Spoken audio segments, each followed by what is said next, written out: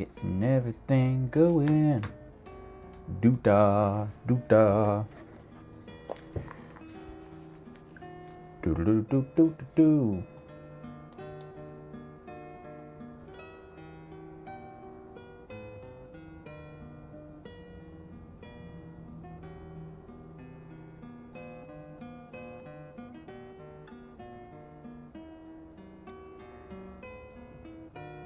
Testing audio versus music. Checking 1, 2, 3.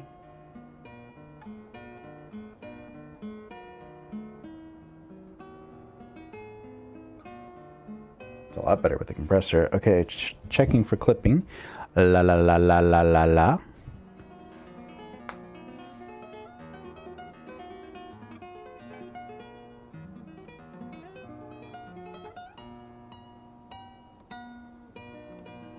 It's pretty reasonable. I will take it.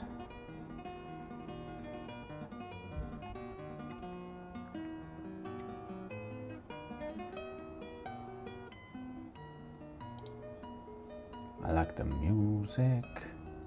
Do do do do do do. Turn it down just a little bit. Let's go negative 16.6 there.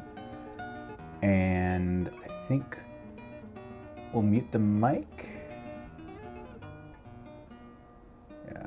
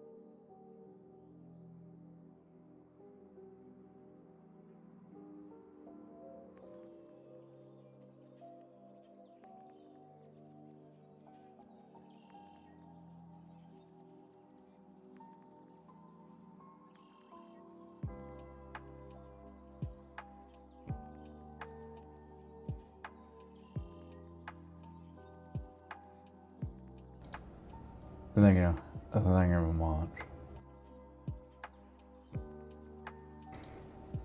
Welcome in. We're still getting started, so I need to set up a few things, but yeah. Thank you. I appreciate that. I think I need to set a manual exposure on the overhead camera, and we'll maybe make that like the kind of preview. I'm looking at the wrong thing here. There we go. So if we go under when something stops, and then drop this 2%. We're still getting global. There we go. We'll just boost ISO around there. Why do we have this? I can hardly see this ring of light on the back, but on the camera it picks up and it looks like an aurora borealis. That's really neat. Kind of dig it. But yeah, we're playing with some color contrast this evening. We've got a warm tone on this side. We've got a teal filtered snoot on this side. We were getting a huge amount of spill on the back wall last night. And we've got our twinkle lights, and then we have our globe lights in the background. Those are very dialed down. This is actually the normal brightness for them, which is super overpowering, but I found my little variable dimmer controls them from this level up to about there, and then anything above that, they just flash sporadically, because this is not an LED dimmer. So somewhere in there, just leave it alone. But yeah, we got to film some webcams from the webcam test. Yesterday we were rigging out the camera in a way that you guys could preview it live, and we're still going to do that, but it's not going to be a direct signal. We're going to film a screen instead this time, and we're doing that because I have a desync issue, a frame rate issue, so it would stutter and I can't capture the stutter. So we'll record locally to the camera, do some high frame rate recording to the camera, but we'll give you guys a live preview up in the corner. So that's what we're setting up at the moment. And I need to be fun to kind of hold the stream starting out like we did last time. That might be kind of fun. I think that's worth it. Just gotta figure out where I put this. There it is. Also tweaked the audio this evening. We have a little bit of compression on the lav mic. We raised the limiter. I think it was soft clipping. All that to say it's probably a little bit nicer. We also boosted the music and let the sidechain compressor clamp that down a little bit more dramatically. But thank you for stopping by. Always appreciated. Test, test, audio still going? Good.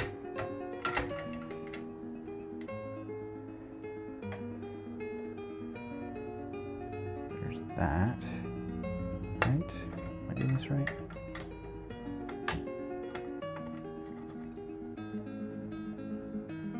There we go. And then I think we'll just grab a super clamp. Actually, no, we need the other side, don't we? Well, maybe we don't. Let me see what I got. We looked at this drawer yesterday. My pride and joy. I adore this setup now. This is wonderfully convenient. So I'm going to steal one of these small super clamps from my magic arm. And we're gonna throw that on the 3/8 mount on the end of this. And I'm hoping that this lands in a good spot. Actually, we can adjust that right there. Now I can take my stream is starting, and that can be on its own separate deal now. So I should be able to lift that into frame. I think you guys can see that. What's up, Knifey? Knifey, I gotta apologize. I did not accept your Fortnite friend request. I literally looked at it and was like, oh yeah, of course. But I don't think I actually clicked on this thing. So if I offended you anyway, or you felt like I wasn't wanting to be your friend on Fortnite, I apologize. But absolutely, once I figured that out, added you. So we'll have to play sometime when we both sync up on our schedules.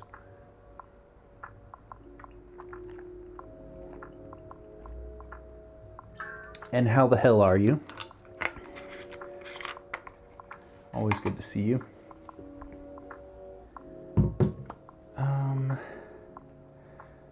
I wonder if maybe I could plug in this little light. It's a little desk lamp. Been kind of wondering if it might suit an occasion like this. There we go.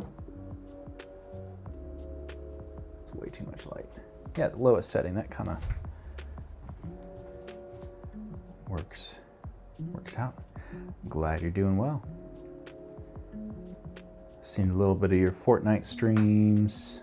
I've seen you've been playing Outlast Trials, but I haven't personally dropped by during one. I don't think, like super recently. But yeah, we are setting up some work, some filming that I need to do, some B-roll. And I'm gonna try to give you guys a decent preview of what we're actually looking at.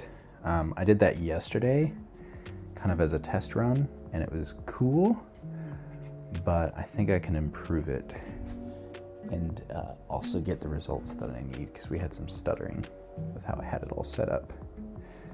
So my plan is to use a phone as a wireless webcam and mount that, and that will be looking at a preview. So we'll get out the port keys, PT6, on-camera monitor,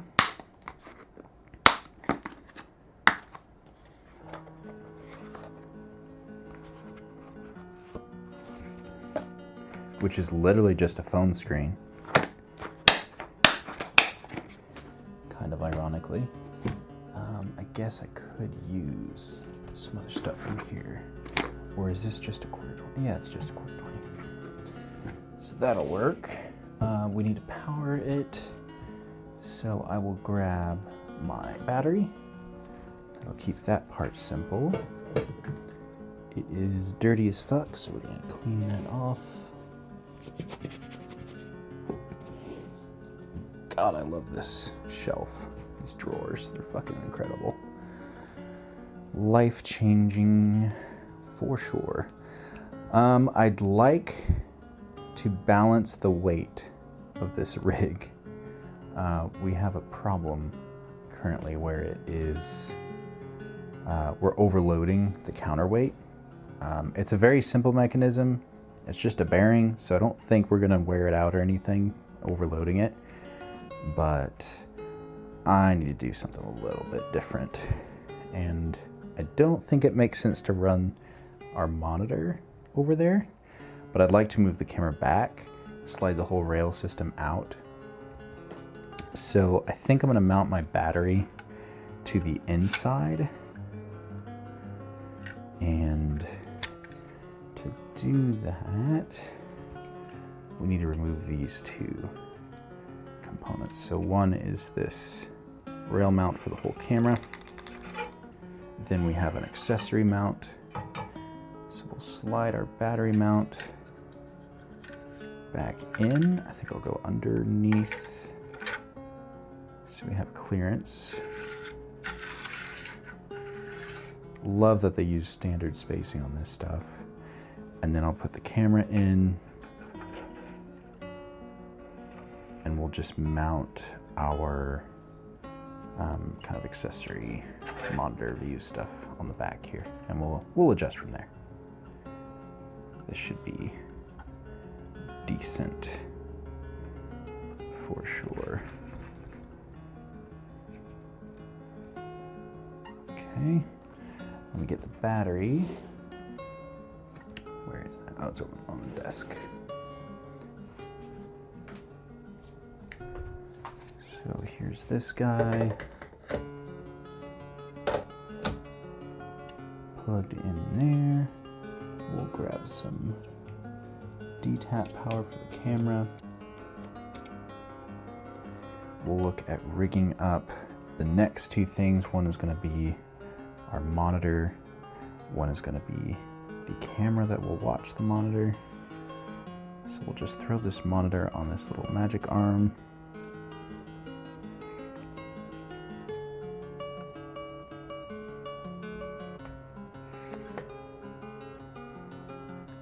That should go on pretty easy. I can get this figured out.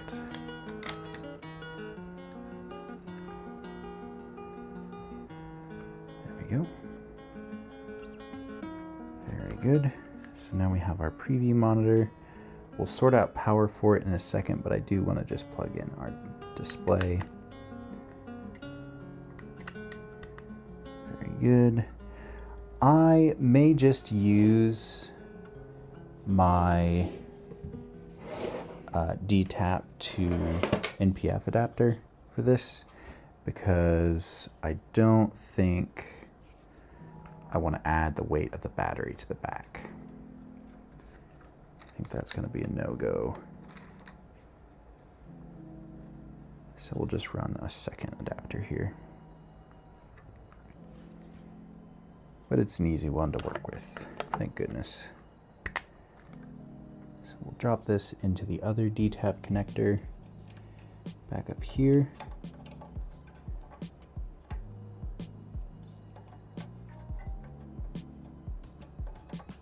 Figure out how this thing works. There we go. And I'm going to just turn that on so we can start seeing a little bit of what we want. Cool. Camera can run for quite a while, so we'll just turn it on now.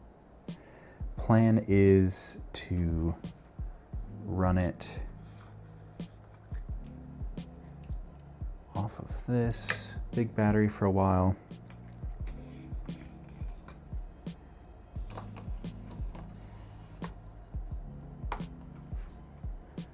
Okay, let's get ourselves a subject in there. I need like a little magnetic magic arm with a super clamp or something to like prop stuff up.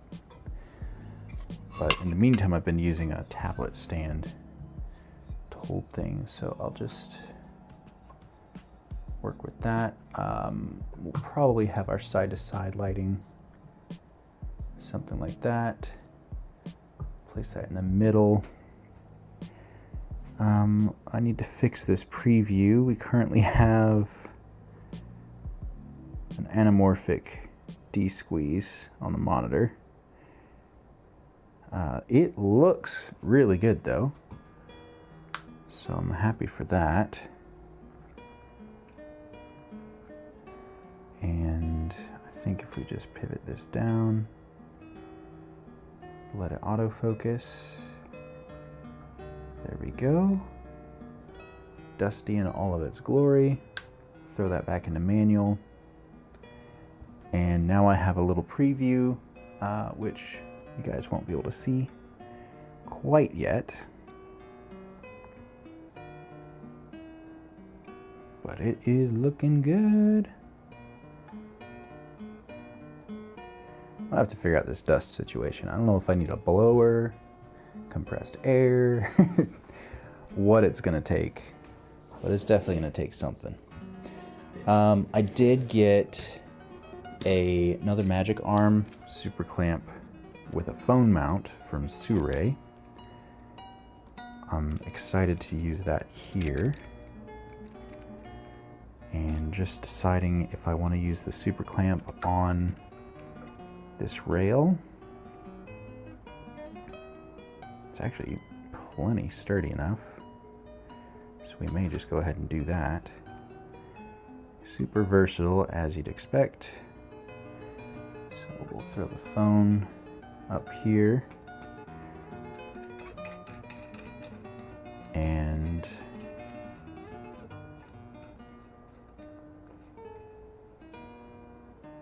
lower up barely nowhere. God damn it.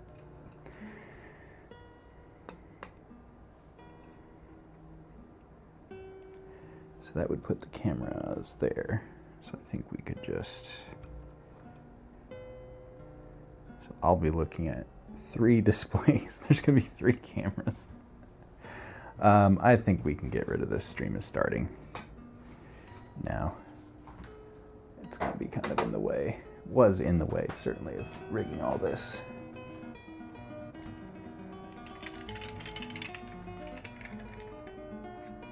But we could use this to flag if we need, which could be a good idea. Okay. So we'll turn on this cam, and it should automatically connect. And it should pop up for you guys. Lovely. It is upside down. I hadn't really thought of that. I think it's just easiest to flip it the right way. And then we'll just rig this. Actually, it's really fun getting an angle like that. Holy fuck, that's cool as shit. We may need to roll with that for a second. That's a cool angle. I need more cameras. That's a really cool shot. Let's, we're gonna reframe. Move me off to the side here. And we might zoom in a little bit if that makes sense. Now you guys can kind of see what's going on here. Loosen up our brake. And now you guys are completely wide. Oh shit. Fucking bumping into shit. God damn it.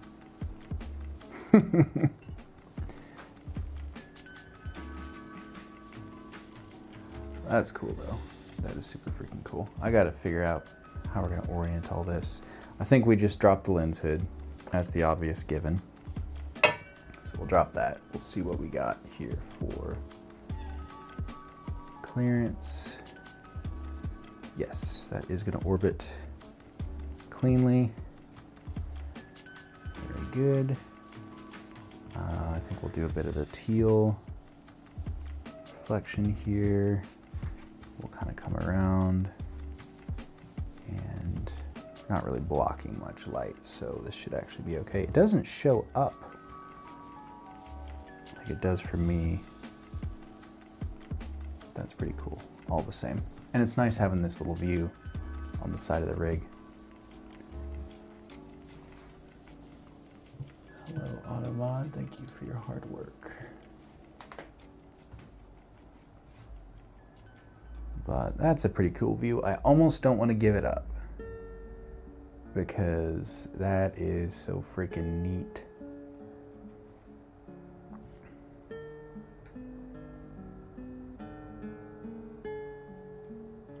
But I'm sure you guys would actually like to see the preview. So maybe I move this. So I like the angle of this. I think this is cool as fuck. We could even lower it a tiny bit. Yes. And then with this monitor, it's like it needs to be just in view. So I could bring it like this. That does almost work, actually. I'm gonna set an exposure comp. We're gonna lock exposure. And we're gonna drop by a little bit there, just to keep it all nice.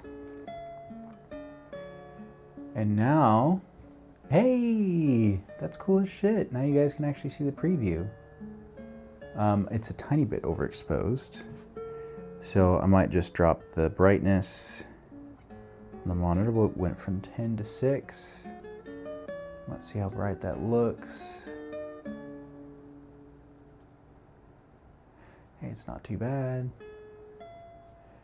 Pretty freaking cool.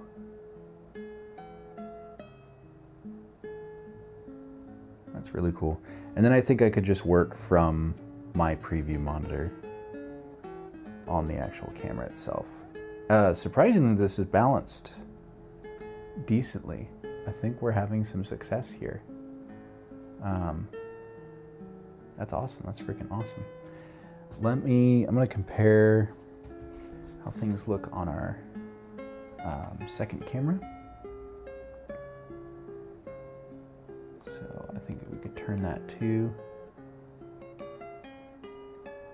And then if I need to, I'll just get in frame over there.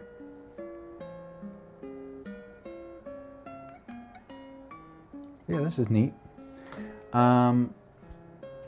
So I've got a 4K timeline, or a 4K canvas. I'm recording 4K.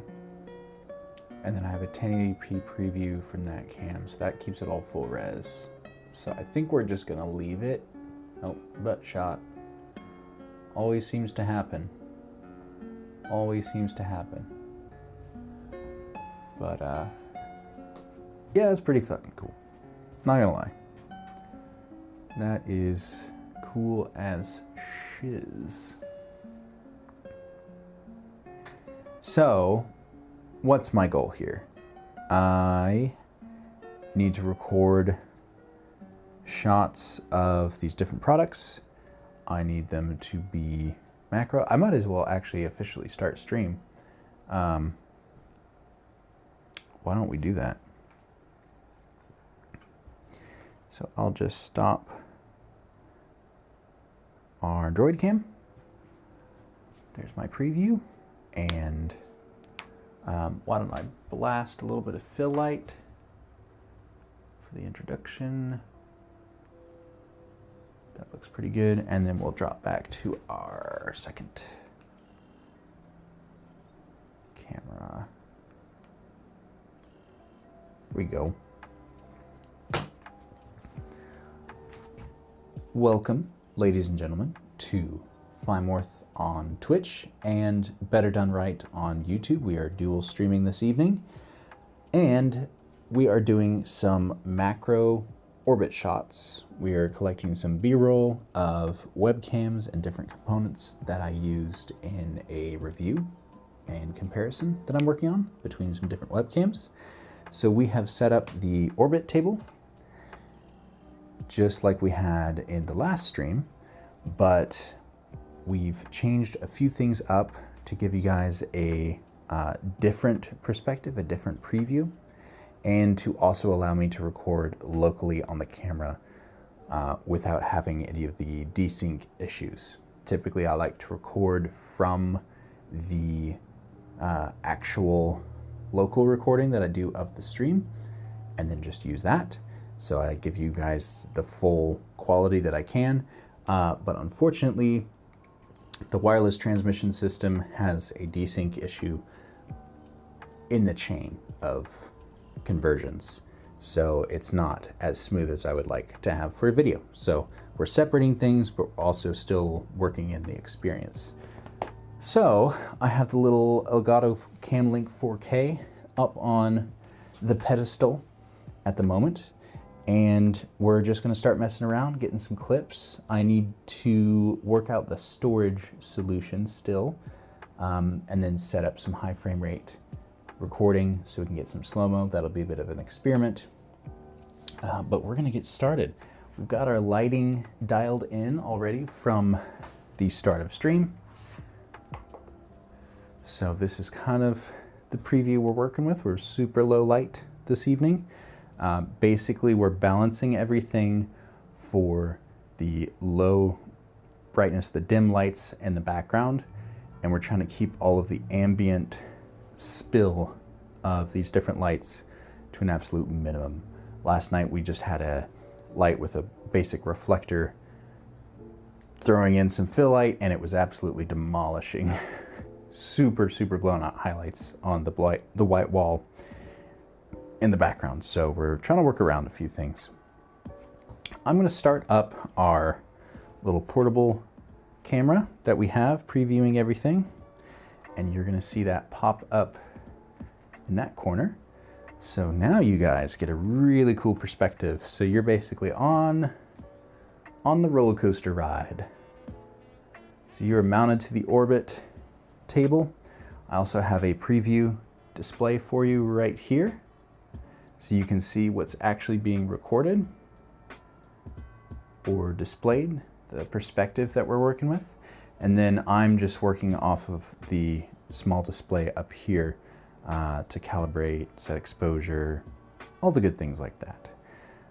We are working with a top-down Fresnel just for kind of a dramatic hard light, but then we have a bicolor light with a snoot and then a teal gel on it, and that is giving us some controlled teal light. We also have a spotlight to the opposite side that is set very warm, so we're getting that kind of orange and teal contrast to give some interest to the various reflections on this. We're on a 100 millimeter macro from Sigma, actually a 105 millimeter macro lens. So we're getting very shallow depth of field, very high detail. These initial shots, basically what I want to do is I used 5 different cameras in the shoot, and then I also used a couple other products to compare with. So basically want to get nice B-roll shots of each of those things, but I don't want to change lenses for each of those different things. So my thought process is just kind of like how they do in cinema, is to use one lens, get all the different recordings of the different items, go back to the original item and change lenses and get the next series of shots. It's an efficient way of getting shots as long as you plan ahead, and we should be able to do that here. I think we should be able to do that. So that's the plan. We're about 50 minutes in. Actually, we're about 40 minutes in. So I don't know if I'm gonna get through everything tonight, but we're gonna do our darndest to get through as much as we possibly can.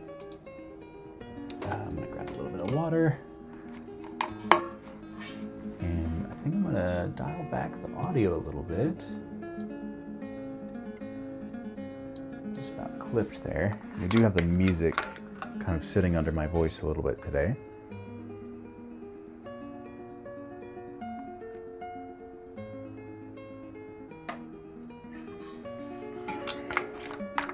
All right, and this is almost a test in its own of the low light abilities of the Tiny 2. It's kicking ass. It's really doing a good job. We're high noise at this point on any camera but the mirrorless, but it's what we got. Chill and Connect. Hello on the YouTube side. Let me just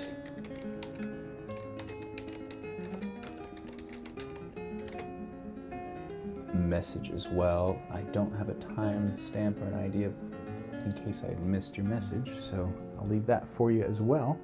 But yeah, we're doing some filming is essentially what we're doing. I just did my little intro kind of rundown on everything we got. And now we're gonna set up the camera the rest of the way and get to some actual filming. So I need to figure out how I'm gonna mount the SSD, because I think some of the frame rates I wanna use are gonna need the higher speed storage, and we also have more capacity on that. So I'm looking for some type of clamp that might fit this snugly. Unfortunately, it's a little bit smaller than most phones. So this might work. Do I have a mount? Kind of being hitting some of the limitations of my setup. And one of those is that I have a pretty I guess undersized camera cage, and it doesn't have as many mounting holes as I could probably use. So we're gonna use a phone. It's actually an SSD clamp from a Canadian company, and I think I just threw away the box, so I don't actually remember the name. It's Shape is their branding, and it's a terrible size for an SSD. It's way too big, but it fits a phone, so I've kept it for phones. But if I mount my SSD kind of portrait style, it actually fits pretty well. Thank you, Okidokio. How are you this evening? And I appreciate that. Absolutely appreciate that. Let me give you I'll give you a spin. Would you like a spin? It gets way cooler.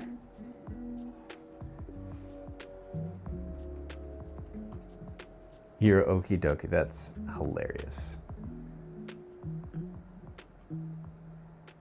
Reminds me of a content creator on YouTube that is always saying okie dokie. Yeah, it's a project. So I did, I filmed, streamed the whole process of comparing webcams. So I have a couple here. We are filming on OBSBot Tiny 2s. That's an overhead cam, but this is kind of what they look like. They're itty bitty, but they have pan tilt functions and zoom and some AI functions. They're about $300. And then I compared it to an Elgato Facecam 4K, which is like the top of the line 4K 60 FPS webcam. A little bit hard to see. That's also in that same price range. And the goal of the video is to show people that you don't need to spend that much money on a webcam. You can get excellent results with cheaper webcams and good lighting, or just your phone. Certain phones look really, really good. And that's actually what we're filming on for the preview in that corner, is a Galaxy A54, which is like, when I bought it, it was like a $350 phone, so kind of a budget, mid-range phone. And that's the preview that you get from it. So it's running as a wireless webcam with an app called DroidCam, which is $15 for the Pro version, but you can get the trial version completely free. It'll just have a watermark that moves around randomly, but you can absolutely test every single setting on there. Go into the manual settings. It works really well. We actually have a manual exposure adjustment, a -8 on the EV, so we can kind of give you guys a good representation of the display brightness in the right corner, and also what's on the table with getting blasted by light. You're a semi-new into filming and was wondering what's considered more important. Somewhat constrained with a budget. Should you start with a magic arm or a cage? Very good question. Very good question. I'm technically using 3 magic arms and a cage at the moment to get this whole rig going. This is obviously not a standard rig. This is not your run and gun type of deal.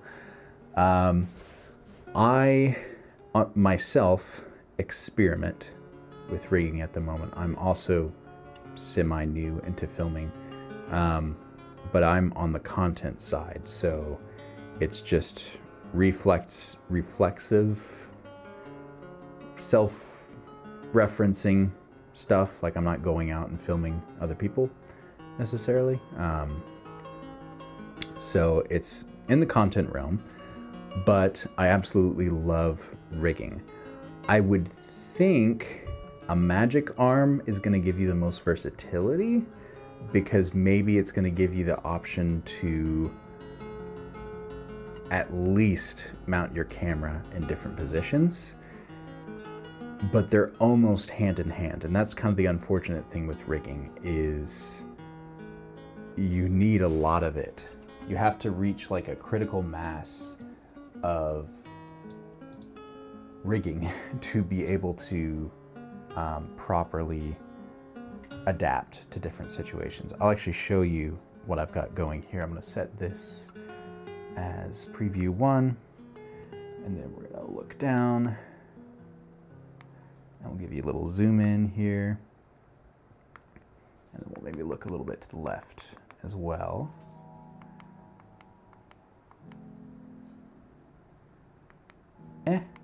That's enough fine tuning. So I just set this up. I used to have all my rigging stuff in 2 baskets, and now I bought an IKEA shelf or set of drawers, and I've put everything into that. So I have a base plate with 15 millimeter rails and an Arca Swiss plate on the top.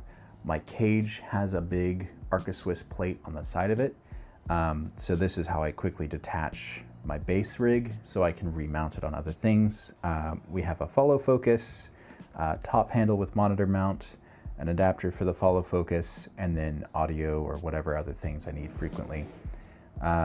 This drawer has cables for data and power, but this is the main rigging. This is all the spare stuff, and it's in a whole arrangement. It's got all kinds of stuff in there. But yeah, you're thinking of magic arms, which in their most basic way is something like this, where you have teeth in the middle, 2 kind of ball heads on the ends with 1/4-20s. You can reposition it, adjust everything. I would think this might be the place to start, kind of like you're saying. It's going to give you more creative angles. You can use it for other things, even if you're just using your phone to start. You know, having a little phone clamp on there, and then you could clamp it to railings. You could even look at maybe a suction cup if you need to fix to certain things like that. This is the small rig super clamp. I don't know specific model numbers on it. I bought 2 of them. They are fantastic, super strong, and they come with the small rig magic arm, and they come with these super clamps, and those are phenomenal. They work really, really well. What camera did you get? I gotta know. I'm such a gearhead. I have so much gas, so much gear acquisition syndrome. I adore cameras and hardware and all that kind of stuff. I just don't use it enough. I don't have enough time. But yeah, magic arm would be really good. Oh, fuck. All right, baller over there. Goddamn. What are you planning with that thing? That's a hell of a good camera. Goals for a lot of people. If I wasn't on a different lens mount, I'm on the L mount system, I would have seriously considered the Z mount. That camera is game changing. That's a phenomenal camera. I really like that Nikon is pushing that acquisition of red in that direction and giving people a lot more access. Trade your prior camera to help with the cost, yeah. If you're in the States, have you come across a website called MPB? Just the letters M, P, and B. You might check them out. They're a used retailer for camera accessories, camera hardware, lenses, cameras, all that kind of stuff. It's kind of like just a really nicely curated used marketplace where you can get used costs. Okay, you visited their website before. Perfect. So I buy a lot of my lenses from there. And I would highly recommend looking there first. I'd also look at B&H. I'm sure you've heard of them. Look at their used listings before you ever look at anything new. You might be really surprised. The stuff on there. A lot of the light stands that I have, a lot of modifiers that I've gotten for lights, even some lights. There's 2 lights in here, this overhead, I'll show you. Small rig, RC220, it's a 220 watt light. Came in a pack of 2. So I have 2 of those. It was like $500 for the pack of 2. And it's normally like a $700 something light kit on its own. So you can find some, you just check there when you're looking for something. Don't get tied into it like I do and buy more stuff than you need. But yeah, B&H used, and then MPB for all their stuff. But yeah, good. I'm glad you've seen at least MPB. That is really the way to go. Really the way to go. What kind of lenses are you trying to work with? Are you trying to work with autofocus lenses? Okay. Okay, you got a 28-75 f2.8. Did you buy a lens with the body? It was more convenient. Oh yeah. My first camera, like first attempt at a high-end camera, higher end camera, I bought with a lens kit just to get started. So 28-75 f2.8. That'll be a really good lens.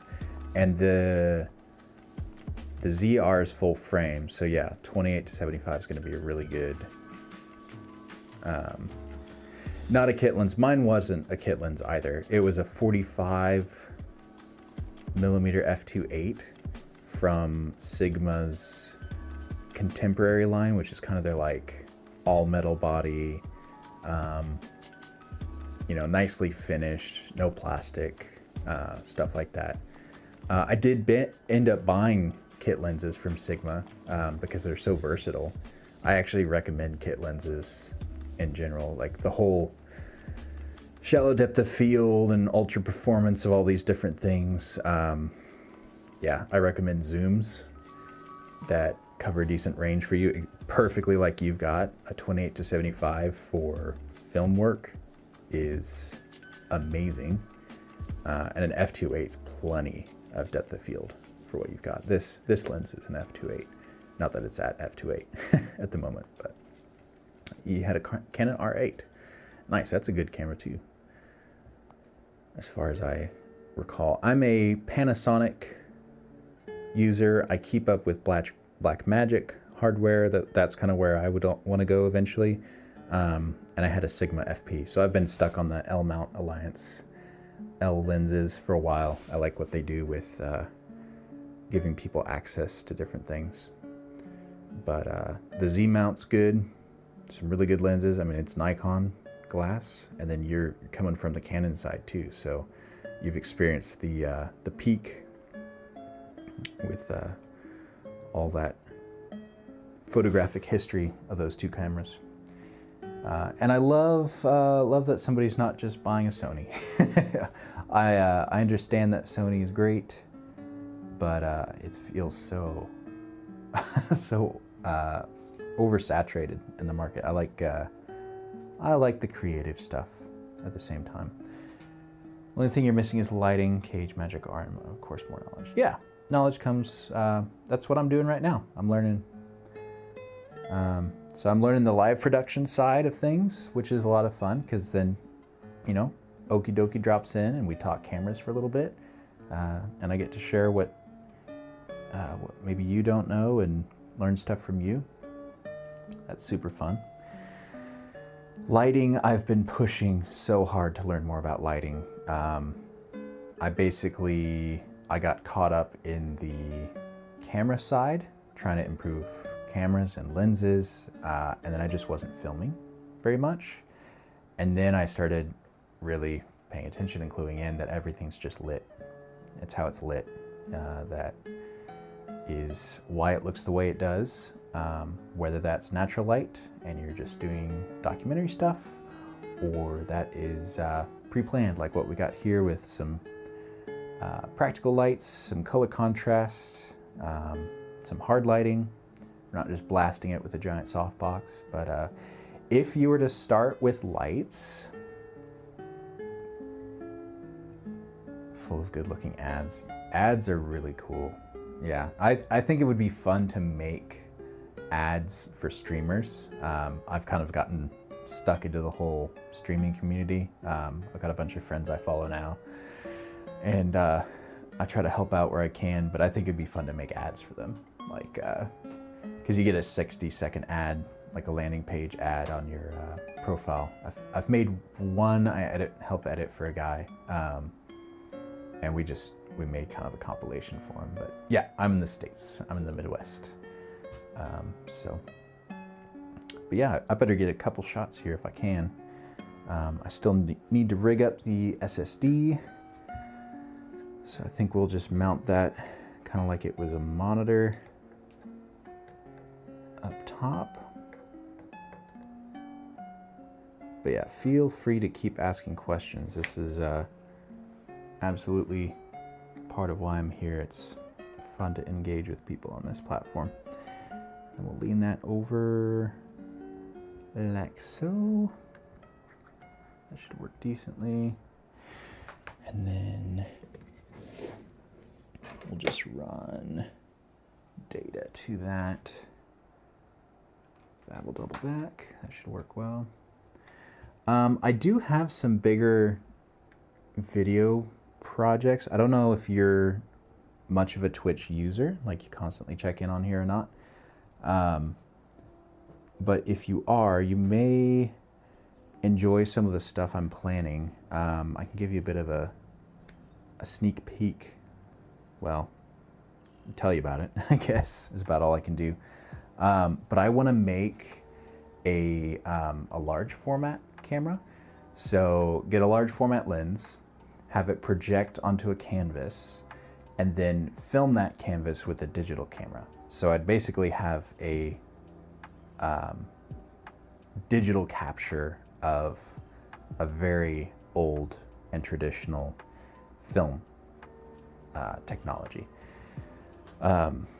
So I got some stuff in the works for that. I'm expecting I will need to buy several lenses, and to make that more cost effective, I want to buy ones that are maybe dirty. So I've gotten a bunch of stuff to clean lenses, and then I've got an old lens, an old Nikon lens actually. It's a 50, keep bumping into stuff here, 50 to 300 f/4.5. It's the kind of original zoom lens that was like one of the first ones to be like economically produced in numbers. And it's very dirty. It was about $110 on eBay or something. And I'm sure they didn't want to clean it. So I took the plunge on a cheaper thing, and then got used the savings to buy the needed tools to clean it. So that'll be one thing I'll be doing at some point too. But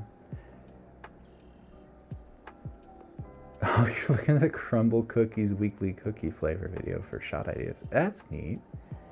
Yeah, I've never noticed their branding or anything like that. You're on Twitch more than you'd like to admit. It says you've watched for 72 days. Okay, you are a Twitch power user. That's awesome. This year, there's only, so a working year, 5 days a week, 8-hour days, 40 hours a week, whatever. It's 2,080 hours. So you're only about 400 hours off, 350 hours off a full-time job of just watching streams. So that's freaking awesome. That is awesome. Good deal. Well, that's freaking awesome. We've got an ad in about 10 seconds. Unfortunately, I can't fully prevent those, so enjoy the ads, whatever it comes up with for you, and we'll be here when you get back. Okay, let's try some high frame rate stuff. So we'll go to S&Q mode and we'll look at our different options here. We should have, I think we need to enable the SSD. So we'll look at, there should be a setting in here somewhere for media. There we go, USB SSD, we'll enable that. It'll figure itself out so that it's folders. I don't want to format this card, or this SSD. I think there might actually be stuff on it still. So I don't want to format it. Hopefully that doesn't mess with us later on. Check in on Discord here. What we got?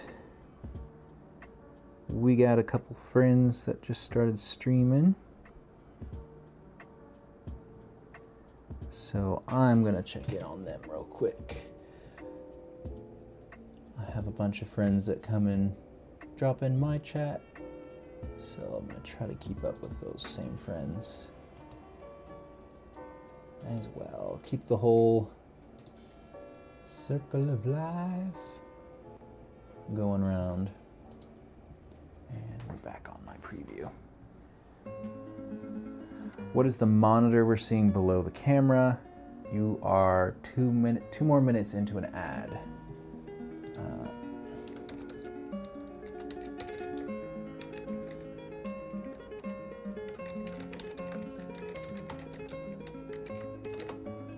I think it's a PT6, Portkeys PT6.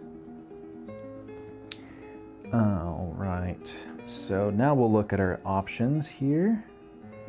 We should have some really high frame rate 1080p options. We may actually just start with 60p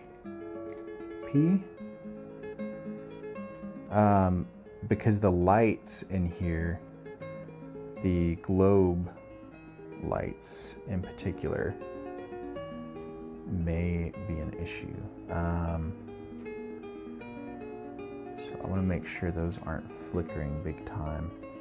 So we'll actually just pivot this up and get a view back there and open that up a little bit. And I'll just do a quick recording of these lights. So that's 3 seconds of that. We'll go to our preview, play that and see what we got. I don't see any flickering at 60. So I think we might be all good there. Let me check these other lights. Record a few seconds of that as well. And we'll take a look at that. Actually, not a problem. Okay, we'll keep looking at this and see if we can get some higher frame rates.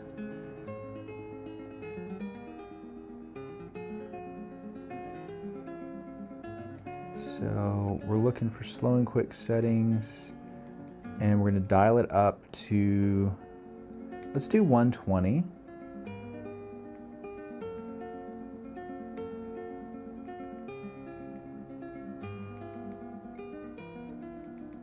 And I'm just gonna set it back to full HD 30 for the preview. And then I gotta figure out, I'm in the S&Q mode. So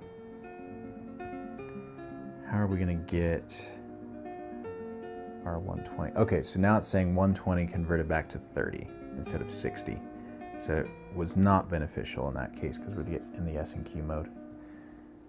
You should be back, okie dokie. If you could just let me know that you are back, I'll let you know what monitor that is in the bottom right of that little preview.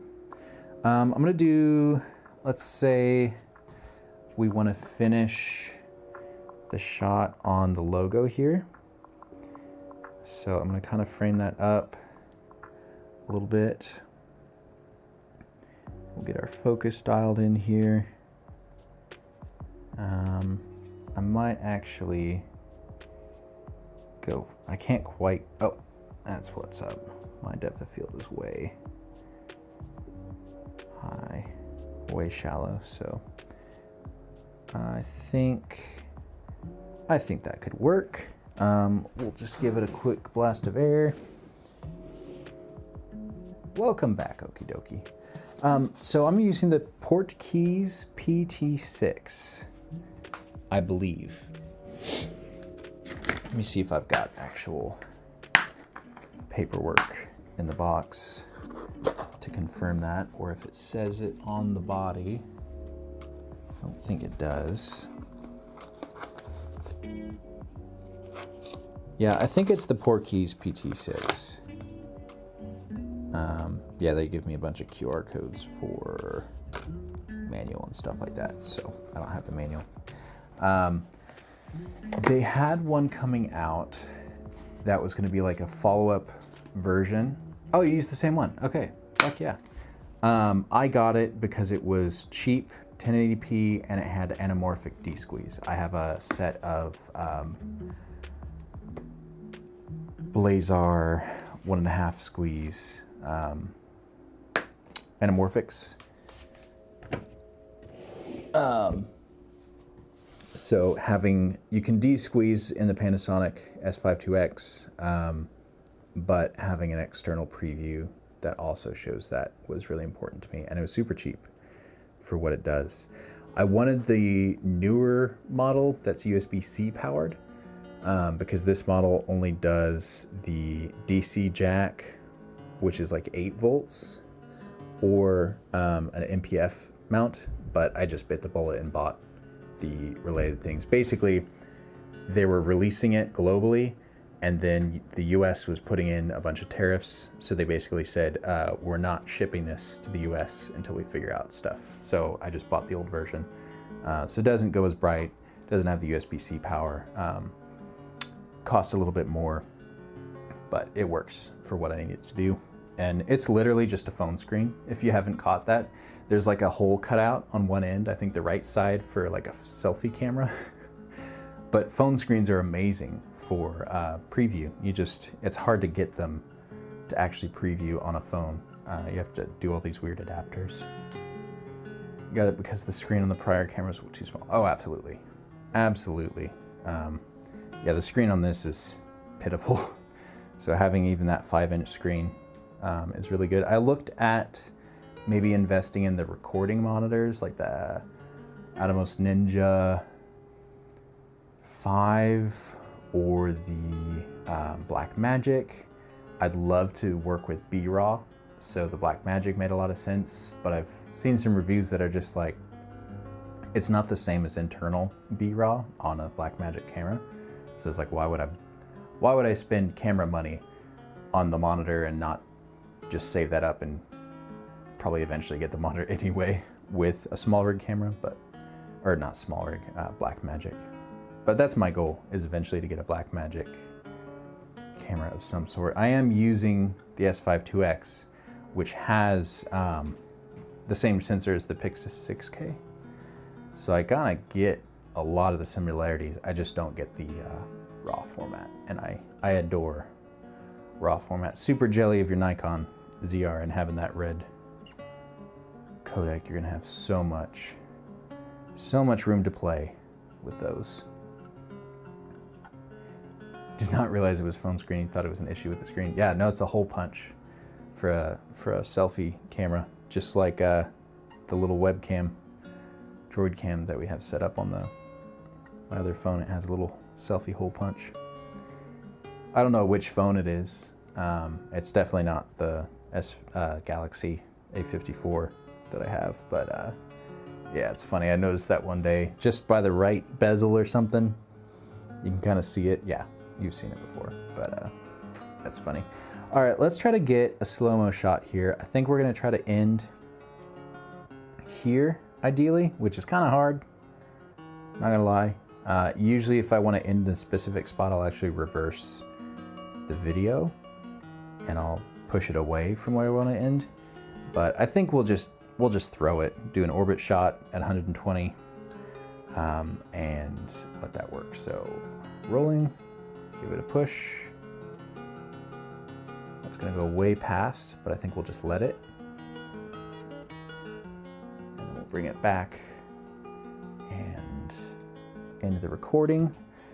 We should be able to go to preview, and in the bottom right of that, you should be able to see said preview. So I'm gonna play it. Awesome, you're able to see it. Okay. So yeah, we can watch it together. Unfortunately, your screen is gonna be super tiny. But yeah, you can see that. That looks crispy. Yeah, this is it. This is it, yeah.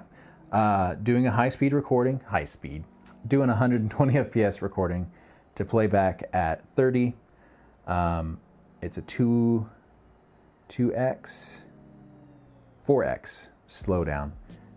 So now I can just whip this thing around and it's gonna look lovely. I was worried I was gonna have some blinking light issues with some of my practical lights around.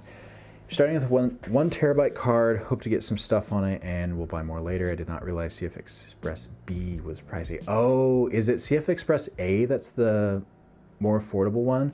I think Sony is also using the, whichever is more expensive and people are upset about it. 1 terabyte card.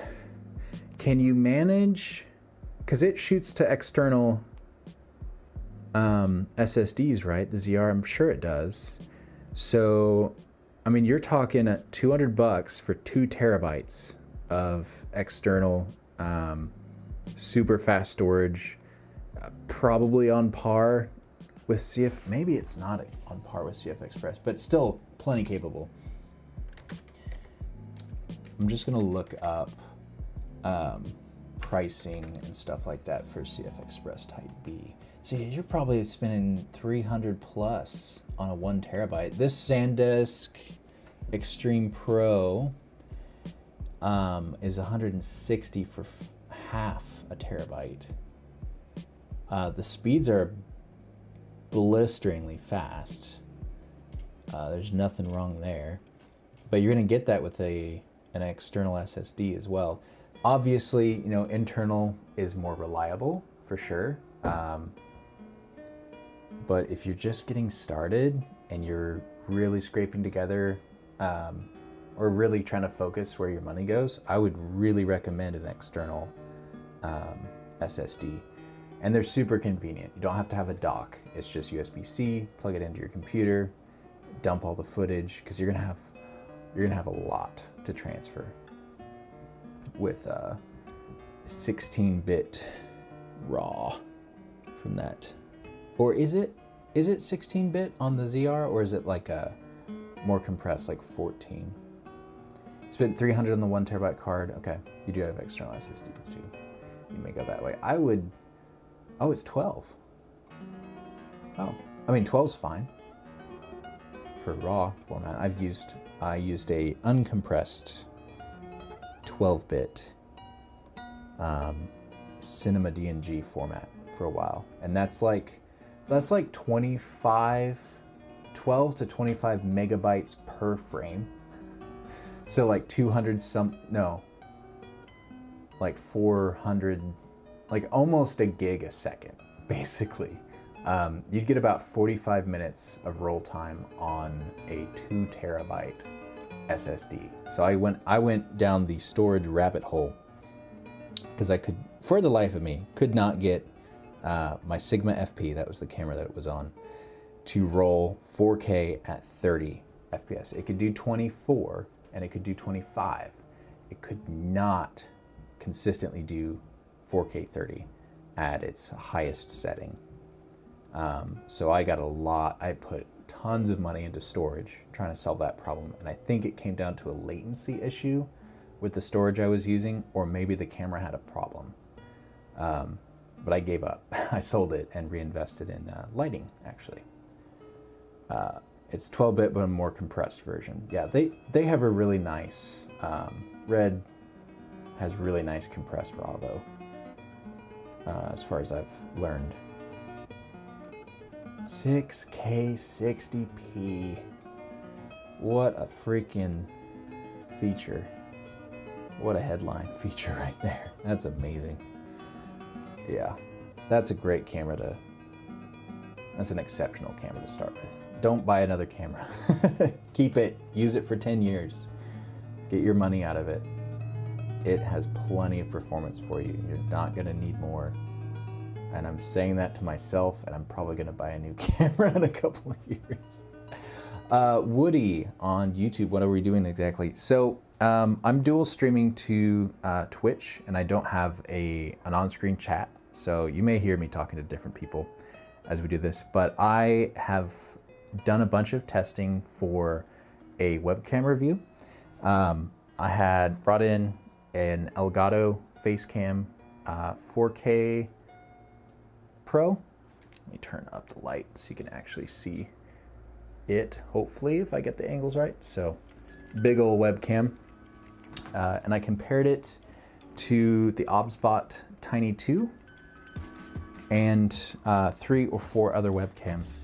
And I was basically trying to answer the question of, are the high-end webcams worth it? I actually compared it to the DSLR we have up here, or the mirrorless camera. And my goal, my bias in this process has been, can you get by with a phone? Can you get by with a cheap 1080p webcam if you have good enough lighting to get the exposure right? And assuming that somebody's like gonna stream. So like I have this little camera preview right there, like I could be a very, very small component of the actual stream on a webcam. So why would you need 4K? Why would you need 60 FPS? So that was kind of the whole process. Now I need some B-roll. So we're filming B-roll to do one of the videos that I'm gonna make out of all that testing. So yeah, that's what we're doing. We got a little orbit table with a camera and a macro lens, and then another camera so that you guys get this kind of sick ass preview, the wide screen shot there. And you can also see the preview monitor. And we are looking at an Elgato Camlink 4K, which is a HDMI to USB adapter, if I can get the light right. This takes an HDMI signal from an HDMI source, like a camera, converts it to USB, and it shows up on your computer as a 4K webcam. This is how I got the quality off of my mirrorless camera to be able to compete with the Elgato Facecam and the Tiny 2. But yeah, appreciate the explanation. Of course, happy to give explanations. But yep, that's what we're doing. We're streaming to my Twitch account, which is Fimorth. That's kind of my gaming handle. I've got some projects in the future that'll involve building a sim rig and a gaming desk and different things like that. And I'm also a huge gearhead and have a YouTube channel that you've found me on the YouTube side. Lots and lots of videos to come. I've just had to get organized over the last months. Actually get organized. Okie dokie on Twitch asks, I'm concerned about the camera not having a fan. Apparently the battery dies before it overheats. from some reviews you've heard. I don't want to test it, but it's somewhat cool to know. Absolutely good to know heat capacities. Any small camera is more likely to overheat because they're packing in so much performance these days, especially the Nikon ZR. That's an incredible camera, but they're getting more and more efficient every year. The processors are kicking out less heat for even more performance, and it's almost there. I think the next generation of cameras, the 2027 models maybe, overheating may not be as much of a concern unless they're really pushing 8K, which they probably will. They're probably always just gonna ride the threshold, but the Sigma FP I had did not overheat. It had a passive cooler on it that was just oversized, so it just always worked. And the ZR might have something like that. If you're really concerned and you need long takes, I'd look at an external or a dummy battery, and make sure you get one that is doing the power conversion outside of the actual dummy battery. Because if it's doing the power conversion in the dummy battery, now you have heat again. You don't want the heat in the camera, you want the heat from power converting somewhere else. So my solution here, I have a Condor Blue dummy battery, which is just a battery. It's just connectors. And that, did I misspeak? I misspoke. It actually does the conversion in the dummy battery on this. This camera doesn't overheat, it has a fan.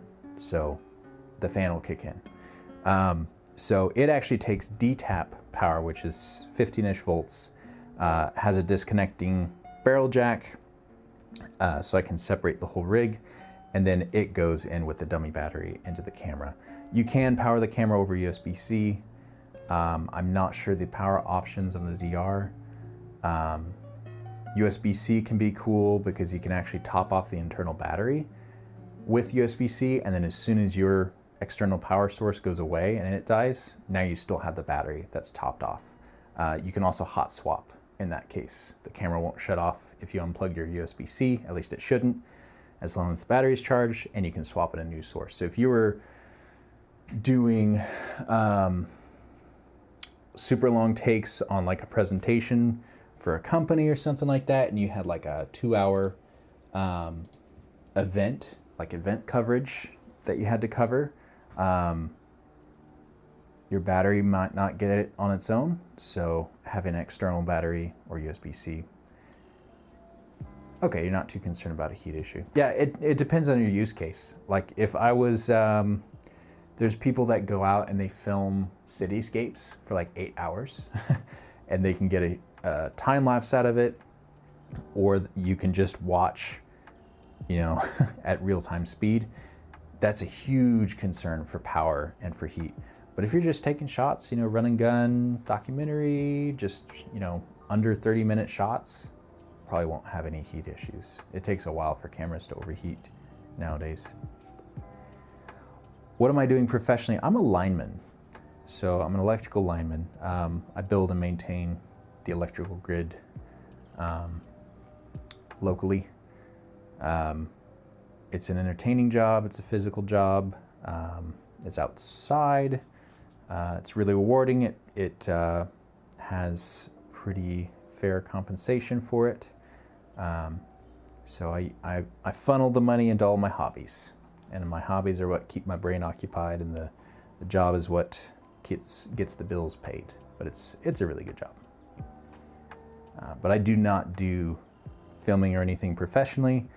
I would love to have a career in content, just like anybody else my age would, and I am working towards that, but I'm not going to give up my job to do that. I'm going to keep it reasonable at the moment, even though I spend an unreasonable amount of money on gear. But you guys get to enjoy my obsession with gear. I've done a lot of unboxing just live, just kind of looking at stuff. And it's fun to kind of edit those videos down and eventually produce some stuff out of it. It's kind of a comprehensive look at different things. So we've got the cam link up. We got our first really tight shot. I'd love to get a shot of the HDMI port. So I'm gonna set that up now. And I'm just gonna try to angle towards our lights to try to catch our teal off the side. And we'll reposition our camera here. We may need to do something different. It's not quite getting the direction that I want. So I think I'm gonna move the spotlight over, point it a little more directly at the port, and I think we're gonna turn it up.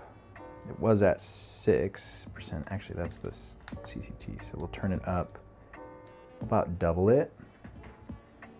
And then I'll fix the exposure on the camera. And we'll look at focus now. Of course, this is macro, so depth of focus is challenging. It's gonna be super shallow.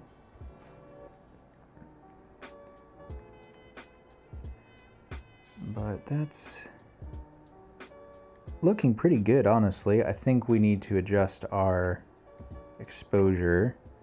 I think we'll just open the aperture for an easy way, even though I want to keep the wider depth of field. I think, yeah, we're maxed out there, so we'll look at ISO. Luckily, this camera's great with ISO, so we can bump that up a bunch. I think we'll go a little overexposed here, then we'll turn our light back down. I'm really just trying to balance the light, and then I'm trying to get this port filmed. Definitely not recording 6K 60 for 2 hours. Yeah, fair enough, fair enough. Correct me if I'm wrong, but does alignment work on power lines? Yes, I do. Yeah, it's a weird name. I'll say it to some people and they're like, oh, you play football? I'm like, no. And they're like, oh, you kind of look like a football player. I'm like, I guess that's a compliment. No. Yeah, so we construct new power lines that are overhead or underground for businesses, for cities, and we also maintain the grid. So as things fall down and break, you know, tree limbs or tornadoes, things like that, we go around and fix stuff, put it back up and splice it, whatever, get it running again. So it's the electrical side of it is really fun, keeps my brain entertained, and the physical side is really nice, but it can be a pretty demanding job on hours. Lots of hours to work. Okay, I kind of like what we've got going here. I think I'm gonna drop the camera a little bit. I've got a tiny bit of room before we run into the monitor. We've got a weird kind of parallax going. So I think we'll just focus in there roughly.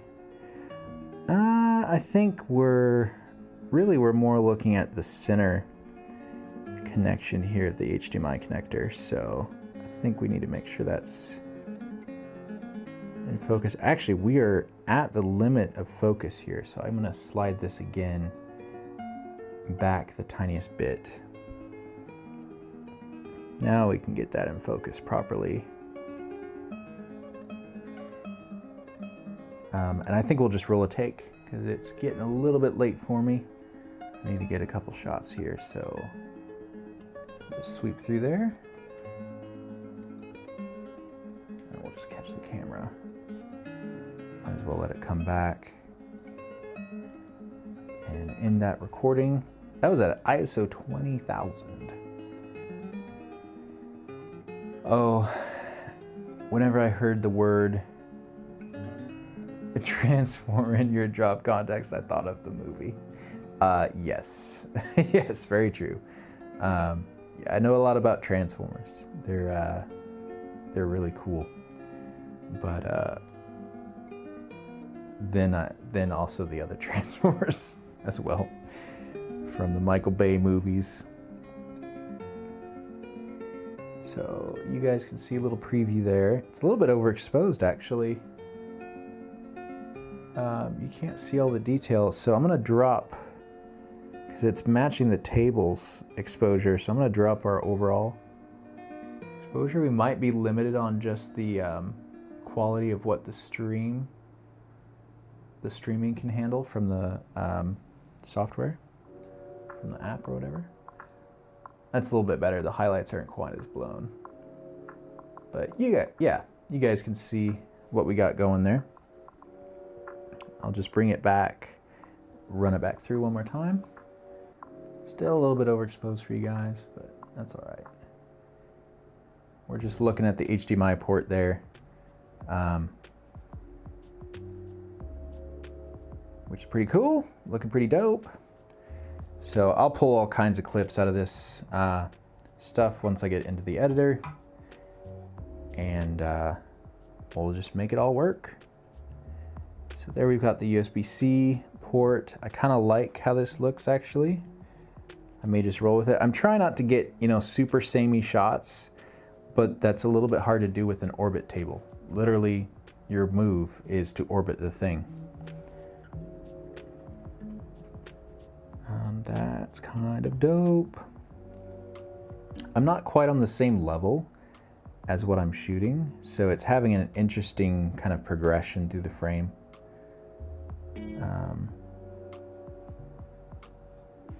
I wonder, maybe we go more centered with it and lift it up closer to the camera. There's such a shallow margin for error here. I'm trying to keep everything in focus, so it's tough. It looks like that's not too bad. So I think I'll lower the camera just a touch, get a little more centered on the framing. We might be blowing highlights. So I think I'll drop the ISO because we've already got that cranked. That looks a little bit better. And that looks cool as fuck. So I think we'll put a little bit of drag on the orbit. Touch more again.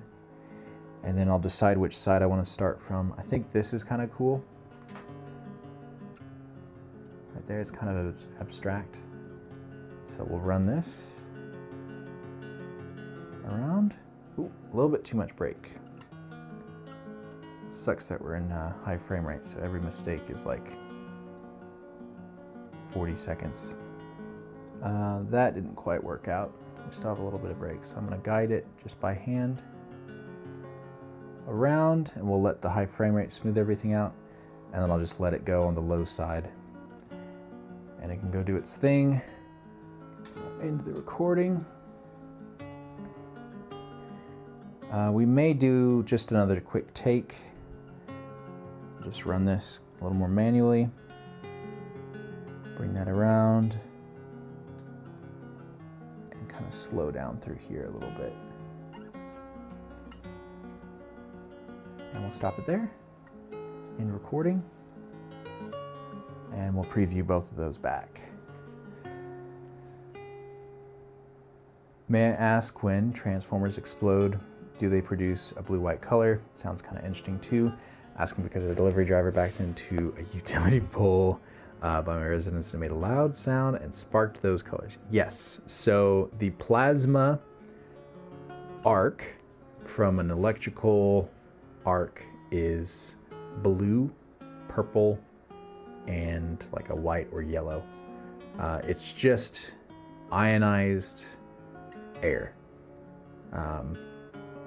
Basically a superheated bit of air becomes a conductor. It's a preferential path for current flow because it's superheated. The ions in the air molecules have been lost. So that's what an arc is. It's plasma, just superheated gas, but it is a conduit at the same time. It's like this fluidic conductor in a sense, and that's why it moves up, because it flows up with the heat rises, and then it disconnects and reconnects in different configurations as it kind of turbulates and things like that. But yeah, those colors are very common. When we're working like an ice storm, we'll be working like a lateral out. You know, it'll be dark like snow. The sky always has some ambient light reflecting from the city, and we'll just hear and see arcs on different circuits as stuff is falling down. And it's always a blue or a bright yellow flash with the associated sound, which is, it's just 60 hertz hum. Basically the current is flowing back and forth. It's changing 120 times a second, but it's 60 hertz. So it you hear a low tone. It's basically like a bass frequency, but it has a very sharp sound to it at the same time. And then you probably heard fuses blow. Fuses are failure points that are preset on circuits, and they limit damage, they limit outages. And when they blow, they have to clear that arc. So they're actually there's a material inside of the fuse barrel that helps snuff the arc. It's basically a gunshot, is what it is. It blasts air out of the fuse barrel, so the arc can't establish. It clears the arc. But it's very loud. It sounds like a shotgun. But yeah, that sucks that somebody backed into a pole. Happens a lot. Happens a lot for sure. I don't know, can I change? I've got a bunch of cameras I can pick from. Back 0 is where we were. Or was it back 2? We were back 2, so we might have been the wide angle camera. Honestly, on this, that's why it looks so dope. More into tech/camera stuff, and somewhat forgot how the fundamentals work to power the tech. That's fair. I went to college to get into my job, so I had to take AC/DC fundamentals, and I learned about power, resistance, circuits for DC, circuits for AC, and just some general electrical theory. And I've applied that to actually make some camera rigging stuff. I made a little drill battery adapter that powered my old camera. I've been shocked, but very little at my job. I've had more shocks just messing around at home with rewiring stuff when I was a kid or something like that. And then I made a static capacitor when I was a kid. So you got huge static electricity shocks. I did those with friends, which is not lethal in most cases. Yeah, more shocked than the average person, for sure. I've been mildly shocked at work. Nothing serious. Obviously, there's very serious voltages and power capacities, but they call it being bit when it's like a less than lethal shock. So yeah, kind of like a 9-volt battery. It just hurts and gets your attention, but it's not going to start your heart. The current never ran through my heart, so I never had a risk. I had a small shock, and it feels more like a static shock a lot of times, but I've had a couple, but it's kind of routine, unfortunately. But we work our asses off to avoid it, for sure. I might try to get one more shot. So looking at the cam link, I've got the logo, I've got the 2 ports. I actually don't know if I need anything else. We've been able to see the blue on the USB port, so that tells us that it's a higher speed connection. We've seen the HDMI and the logo. So I think that's all I need from the tight close-up shots. we will be back later in the week, potentially tomorrow, depending on how work goes. And we'll keep going through all the different hardware. I've got a couple capture cards, another one that's kind of like this. The Condor Blue live capture card, so it's another type of capture card. Here's a really close-up view of it. But it has a kind of a nice setup actually, where the cam link is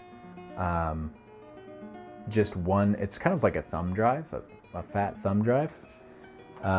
The Condor Blue is more like an adapter or a dongle. So it's got a one-piece adapter on one end and another on the other, and then a cable between it. They do really good cables, Condor Blue. And then it's got all the smarts in the HDMI side. This doesn't go as high resolution as the Cam Link, so I ended up having to get the Cam Link. But it's a good comparison. If people are using just a 1080p workflow, the Condor Blue gets you there for a third of the price of the other one. Yeah, happy to share, okie dokie. Yeah, it's fun. I love, I'm a big knowledge generalist. I have a huge range of hobbies and interests, which has let me build up a lot of little bits of knowledge. So I'm always happy to share. I'm big on sharing stuff, sharing knowledge. So yeah, I think the biggest thing for me is learning new things in different hobbies or fields. Lets me find new ways of figuring things out, because I know two things that are similar. Now I can figure out a third thing, instead of being like expert in one thing that can't quite comprehend something adjacent to it. Doesn't quite work like that, but I love being kind of a knowledge generalist. So the Condor Blue will do probably tomorrow if I get the chance. It was used in the whole process, so we will probably end up with some type of shot showing the ports and close-ups of the logo. Might be something kind of like that. But for now, I think I will give myself a raid out to a buddy just to give them my viewership. But thank you all for hanging around. Let me swap cameras here for a better exit. I like to do a little recap as well. For me, when I go to edit this in 3 months or something, when I finally get to it, I can go to the end of the video and know what the heck I talked about. But thank you guys for joining me on today's little adventure. We had the Orbit rig set up and got a cool perspective for you guys on there. And we got some really sweet macro shots on a couple different products. And I think we've got a pretty good lighting setup going as well. So thank you guys for joining me. We'll be back soon to continue the B-roll sessions and hang out for the raid if you would like to. I'm gonna raid out to a buddy. Let me just pick somebody out. I think we've got a few good options. Look through my list here. I think we'll drop you into co-stream. There's a couple people. A couple that is engaged. They play Fortnite together. Pretty chill, good environment.